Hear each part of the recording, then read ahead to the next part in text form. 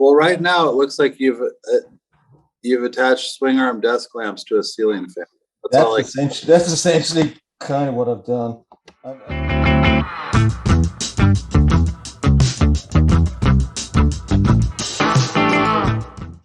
So I've got this thing here. I can move all around like this. Oh, yeah. These things can move all around like this. Uh-huh. And then they're essentially... Oh, Jerry. So pretty nerdy or what? The reveal. That's Dude, come on. I showed a friend and he said, Christ, alien autopsy. The electronics book, or is this going in the second edition of the electronics book? That's pretty cool, man.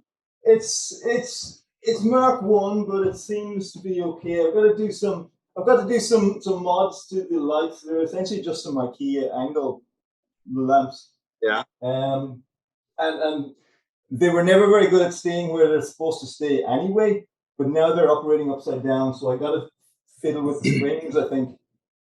And I've had to I don't know if you can see the blue tape here.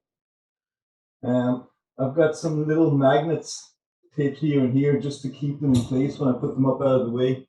Yeah. So it's clunky at the moment. It's messy, but it's still promise. So you have the posts that you would normally put in the bracket there on the side, going sideways in it. Yeah.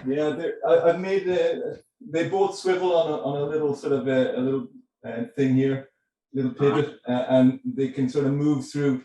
Well, if I left enough slack on the cable, which I just tied up, they can pivot through sort of, not quite 180, but close enough. Yeah. So I got a lot of adjustability on it. I can also move this up and down. It just sort of wedges in place. So oh, cool. I've had it wired up temporarily with just trailing cables. I'm just trying to put something a little more permanent in.